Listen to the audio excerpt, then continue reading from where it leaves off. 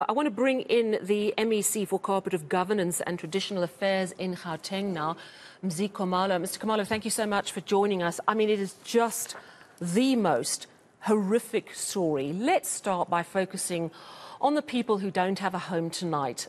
As Cooperative Governance, my understanding is you work now with the city, with all the departments in government to try and help out at a time like this. Can you talk to me about the 200 or so families who have to stay in alternative accommodation tonight? Are they being looked after? We're hearing reports that some of them don't want to leave the site of this fire. Good evening to you and good evening to your viewers at home.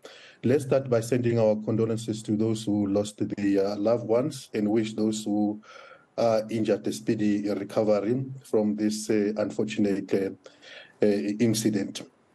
The first thing that we want to confirm is that we're working together with the City of Johannesburg within the spirit of cooperative governance to provide humanitarian relief and support to many of those families that are affected. But I also have to emphasize the point that from where I am, I think law and order must start now. President said there should be law and order. It should be restored. I think it should start now. Staying in that building should not be an option, and it must not be an option. We should try by all means to persuade the residents there that they can't stay there because we can't afford another disaster to strike. As far as matter stands, the City of Johannesburg has activated temporary shelters within the area. There's Mpilo, there's Basenhout Recreation Center, and there's Kaya center that have been activated as the provincial government, because we are responsible for disaster. We are ready to provide humanitarian relief such as blanket and beds to some extent, and any other relief that the people of the affected people would want us to assist them with. How concerned are you that this could happen again? We know that there are at least 50 hijacked buildings here in Johannesburg alone. There are others in other cities around Gauteng. How concerned are you, given that when a building is hijacked, the criminals come in and often completely dismantle any security that may be remaining?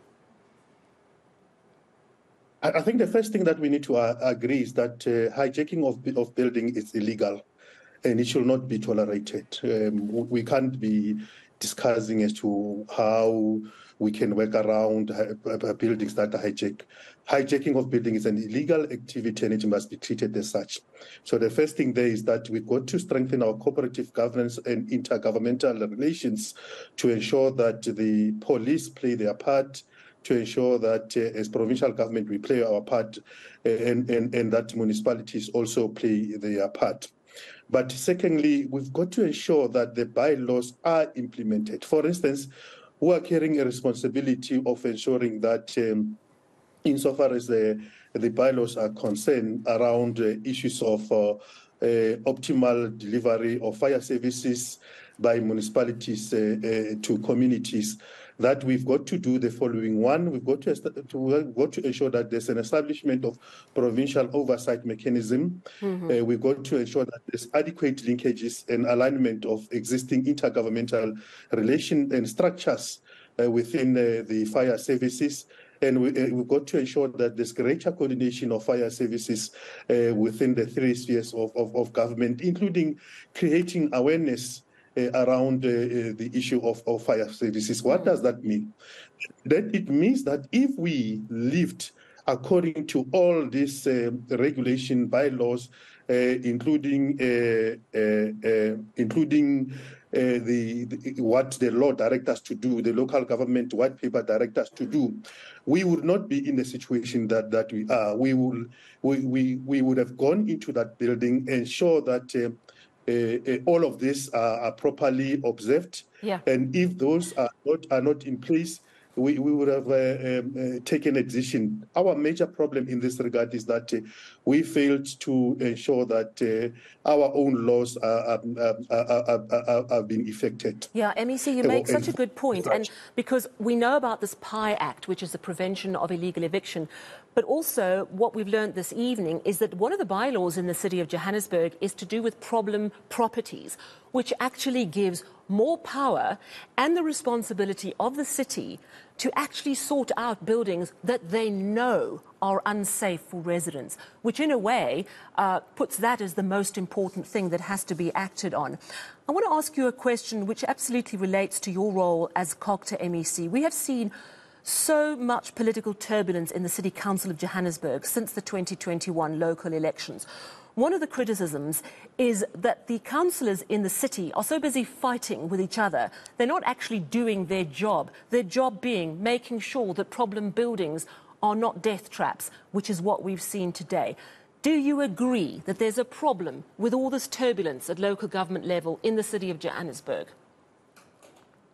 I certainly agree. I've made this point before, and I'll continue to make this point. I said that the unfortunate thing about our coalition governments is that they are not based on principles. They are not based on agreements that are informed by service delivery and the needs of our people.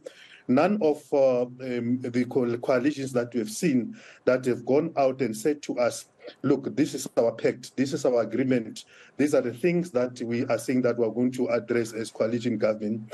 I made a point that they are party-driven. They are driven by interest of different parties, people who want to be mayors or any other of such position. That is why you've got quite a lot of emotion of no confidence that have been thrown around left, right, and center. People just wake up and say, I think this time around we should give this so and so, and then they just go there, use the orders of municipalities to effect some of their ideas.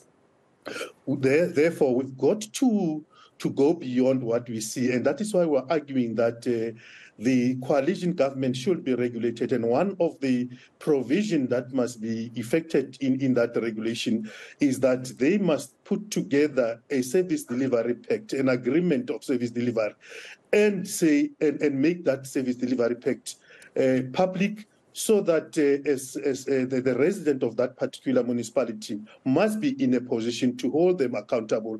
As matter stands now, residents will not be able to hold anybody accountable because we don't know what brings them together. Safe to say, you will be told that so and so will be a member of mayoral committee and all of those kind of things. Yes, certainly, I do agree that the instabilities that are there are also contributing to the situation we find ourselves. However, we want to go further and say, it is our task to ensure that we build resilient administration. For instance, I know for the fact that in the city of Johannesburg, there's a unit that has that's its responsibility is to deal with the building that has been hijacked. Those people that are working that units have no excuse whatsoever not to do the work, despite the fact that you might have political instability. They've been hired for that particular purpose, and they should start to do their work. You see, the problem with us is that we are tolerating too much of lawlessness. Yeah, it's a good point you make. And just to jump in there, in fact, our previous guest was talking about the reality, she says, that there is corruption still in certain circles of government, that it is all too easy to pay someone off and they turn a blind eye. So it certainly seems like there are many points to this problem that absolutely have to be addressed. I want to thank you for your time this evening. MEC for Cooperative Governance and Traditional Affairs in Gauteng, Mzi Khumalo. Do stay with